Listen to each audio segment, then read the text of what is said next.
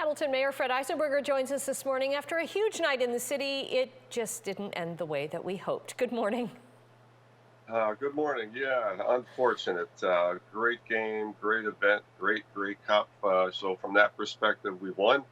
But the end of the game was unfortunately not on the winning side. So congratulations to Winnipeg. They played a great game, and so did the Tiger Cats. To lose it in overtime is always tough, but a great effort was put in, and everyone had a great time. So now you've lost your bet with the mayor of Winnipeg. What do you give up as a result? So I have to create a cutout of myself, life-sized, Yes. with the Blue Bombers sweater on and post it at City Hall for 108 hours. So it'll be in the works soon. Brian Bowman is a great mayor of Winnipeg. He's a very good friend, and I'm sure he's doting on his victory, but certainly sent a note early this morning saying what a great event that was put together in Hamilton over the last week or so. So really enjoyed their time here, and I know the Blue Bombers fans were going home victorious once again, but there's always next year for the time. Right. And then there's also, I mean, this bodes well for Hamilton hosting other things, whether it's conventions or other big events, right? It shows that the city is able to do this.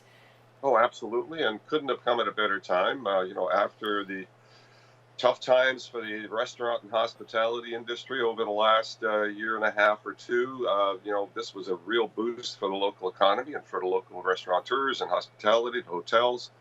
Certainly got a lift, and you know what? We've got another great event coming up in March with the outdoor hockey game between Buffalo and Toronto. So that's going to be exciting.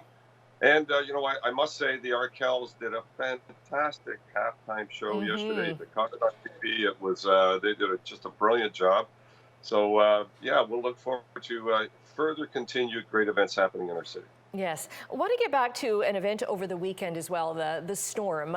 We've had lots of viewers ask us, because there's so much cleanup now and yard waste. I know yard waste was stopped for collection in Hamilton. The stop was last week, the last week of it until February, end of February.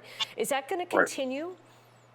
Yeah, we're extending that for 2 weeks, so folks can either leave it at the curb or they can take it to the transfer station. But for the next 2 weeks, the leaf and yard waste will be picked up as a result of that ferocious windstorm that took down a lot of trees throughout the area, and they're able to put that into their leaf and yard containers, and the waste collection folks will pick it up for the next 2 weeks.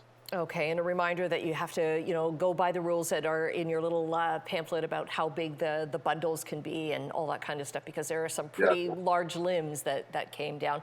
Was there much? Don't get us the whole tree. That's for sure. No. Was there much damage to city property as a result of the storm?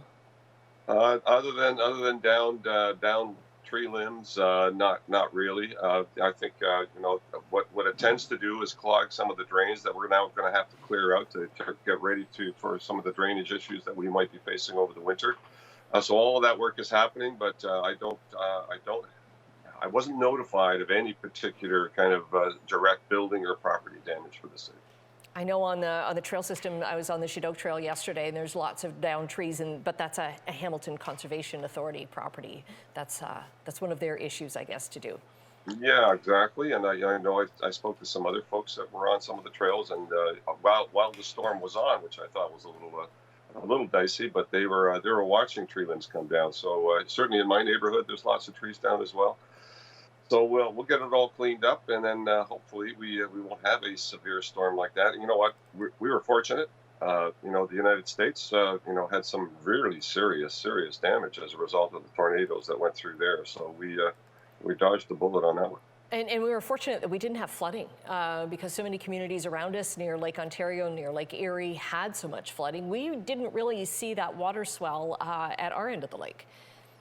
No, I'm not sure if it was the way the wind was blowing, but so far we've been fortunate, and the lake levels are still high, as they have been all year. But that's always a concern. But so far we've been able to avoid the flooding issues for sure.